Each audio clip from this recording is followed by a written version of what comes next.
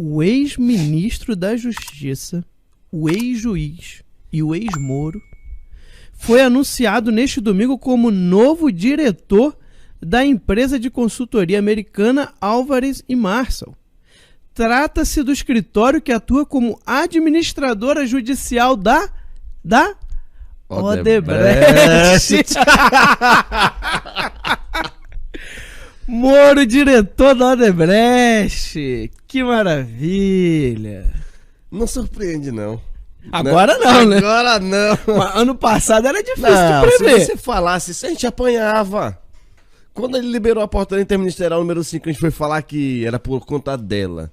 Que os senhores e as senhoras de 60, de 80, 90 estão pegando porrada na rua e tomando despedimento na cara, ninguém acreditou.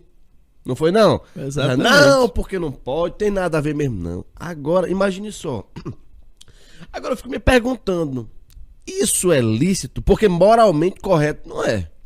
Né? Pelo amor de Deus, não é. Agora, no que isso vai impactar? Pois é. Ah, porque quem conhece todos os meandros judiciais, todo o passo a passo dos processos judiciais da Odebrecht, vai atuar agora como administrador. Para você que não entende ainda com perfeição o que é o administrador judicial de uma empresa, quando ela está em recuperação judicial, então quando ela está sob algum tipo de intervenção judicial, o administrador ele vai lá e ele vai determinar os gastos, os pagamentos. De certa forma, é como se ele presidisse a empresa, uma das campeãs nacionais, uma das empresas que mais deu problema, que mais furtou, roubou aqui o nosso país. Agora, ela vai ser presidida pelo dito herói nacional, Sérgio Moro. E todo mundo acha, Max, que eu fico pau da vida, eu fico louco, mas rapaz, eu fico com sangue nos olhos mesmo. É que a pessoa não consegue entender a gravidade disso. Vocês acham mesmo que foi por acaso? Bom, só se ligar no movimento, tu acha mesmo que o Moro foi parar lá por acaso? Vocês acham que não existe uma força supranacional, uma força alienígena, uma força que está além desse ordenamento pátrio, fazendo determinadas pressões para que diretrizes sejam alcançadas, planos sejam cumpridos e objetivos sejam concluídos? É lógico que tem. Eu não estou falando só de Partido Comunista Chinês, não. Eu estou falando de uma trégua, meus amigos, uma trégua. Por incrível que pareça, as frentes globalistas, as frentes esquerdistas, por conseguinte também, todos eles fazem trégua. Aí vocês podem ter certeza absoluta que de uma maneira ou de outra sempre tem. Eu disse lá atrás para vocês, nunca ignorem o elemento Sérgio Moro. Nunca ignorem esse bicho aí. Porque de alguma maneira você veja que tem pelo menos uma aproximação entre o Partido Comunista Chinês e o diálogo interamericano, em que pesem os dois estarem brigando agora o tempo todo. Mas a gravidade disso tudo, Max, é que nós vemos que, na verdade, em 2013, quando o professor Olavo de Carvalho já falava lá, para com esta frescura, parem de criar heróis, parem de criar salvadores, parem de criar messias. Quando o Messias vier ao mundo, ele vai vir. E ele se referia naquele momento ao Joaquim Barbosa. E ninguém entendeu, lembra não? O ministro da capa-peito, o nosso Batman, era bem pra cá e mesmo pra lá. Nosso povo tá tão carente que qualquer coisa, qualquer ser humano que esteja cumprindo apenas a sua função, vira herói no Brasil. Eu entendo que uma sociedade como a nossa tá tão lascada que ser honesto parece uma virtude. E não é, isso é um trivial. Então, quando o ministro está executando a sua função, o juiz está executando sua função, bem tranquilo, maravilhoso, ele está fazendo isso porque é a atribuição dele. Ele já recebe por isso. Claro que nós podemos reconhecer, mas tem que parar de criar herói. E ninguém entendeu isso na época de Joaquim Barbosa. O que aconteceu em 2017, 2018? Vocês lembram? Falei assim, rapaz, Joaquim Barbosa vem e diz, rapaz, eu tenho medo. Um pouco de medo. É melhor vocês votarem em Haddad do que em Bolsonaro? Essa é a resposta. É esse olhar clínico que nós temos que ter daqui pra frente, meus amigos. Sem heróis. Todos somos homens, todos somos falíveis. Não é não, Max? Pois é. Agora, o pessoal tem que entender o seguinte, né? Tem várias questões aqui, tem várias questões. Primeira questão, vamos lá. Só pra deixar claro, porque tem sempre o esquerdinha analfabeto funcional, que depois vai pegar e vai chamar a gente de fake news, né? A gente usa muitas vezes uma linguagem hiperbólica, tá? Então qual é a ligação do Moro com a Odebrecht neste caso? O Moro é novo diretor da empresa de consultoria americana Álvares e Marçal, que atua, essa empresa, esse escritório, atua como administradora judicial da Odebrecht, tá? Então, essa que é a conexão, porque daqui a pouco vão falar, estão dizendo que ele virou diretor da Odebrecht. Não, é uma associação, tá? Por quê? Porque ele agora vai ficar responsável pelo escritório que administra judicialmente a Odebrecht. Cabe a pergunta, Mauro. Nesse caso não há uma suspeição? Ele pode assumir essa função, tendo em vista que ele foi ministro da Justiça e que ele foi juiz da Lava Jato e a Odebrecht é investigada pela Lava Jato? Ele vai cuidar judicialmente da empresa que é investigada na operação em que ele foi juiz? Olha, eu te dizer aqui. Primeiro, todas as palavras que eu falei não são expressões da verdade e nem a materialização da certeza. É apenas uma exteriorização da minha plena convicção. E a plena convicção, ela não pode ser questionada, né? Claro. Porque convicção é convicção. Pois bem, meu amigo, é o seguinte, eu não consigo entender. Eu realmente não consigo entender como é que um juiz... E isso aí quem vai ter que responder é o juiz, através só da sua pressão.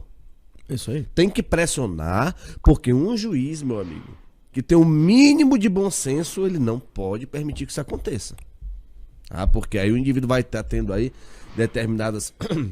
Perdão, vai estar tendo determinados aí encurtamentos de caminhos, direcionamentos e talvez, só talvez, quem sabe, é cumpre perguntar, né, Max? Será que ele vai estar tendo eles vão estar tendo algum tipo de facilidade?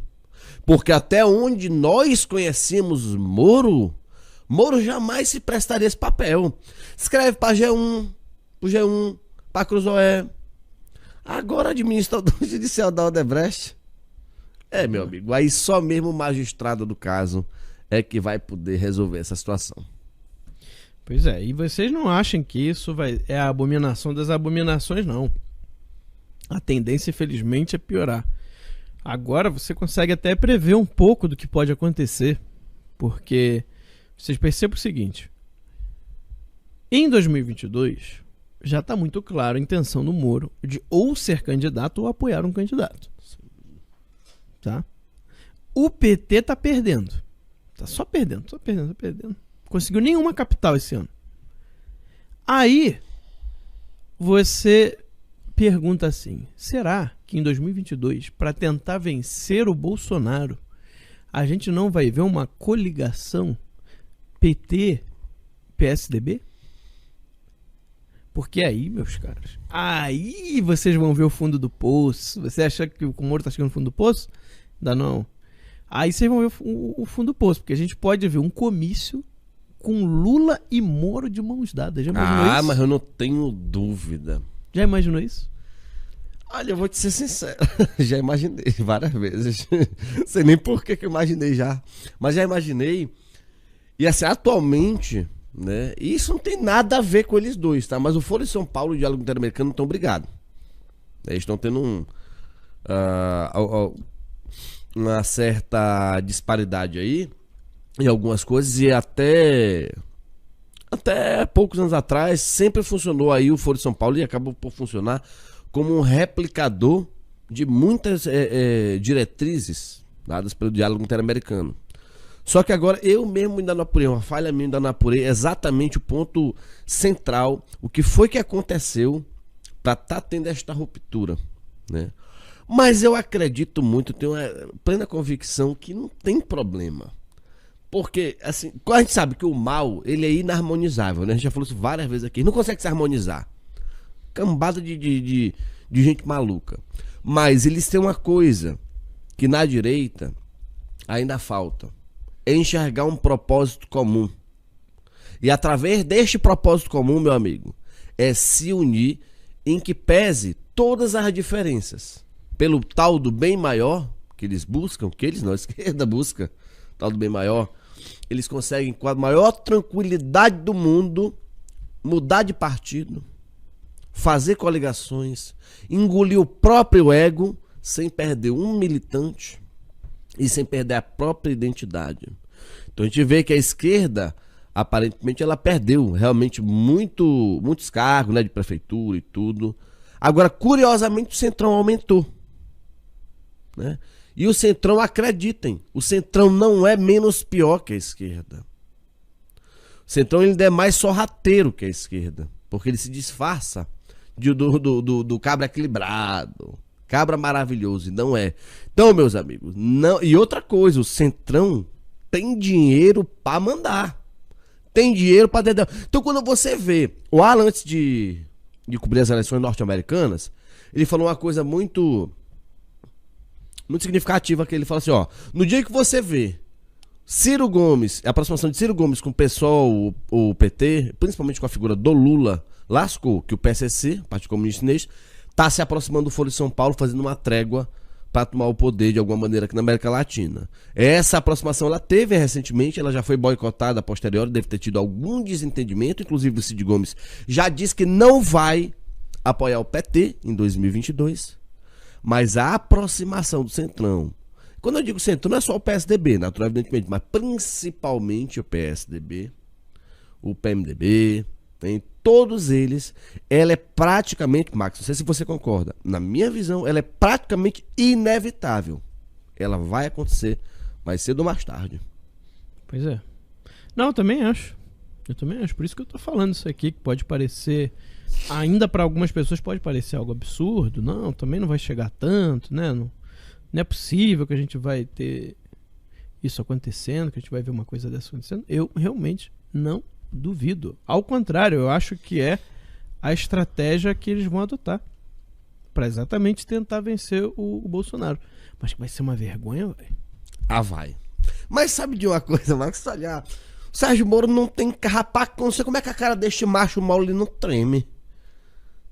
Se sou eu, sinceramente, eu não gosto nem de me imaginar numa situação dessa. Eu não teria condições. Eu não sei nem como é que eu olharia pra cara da minha esposa no outro dia.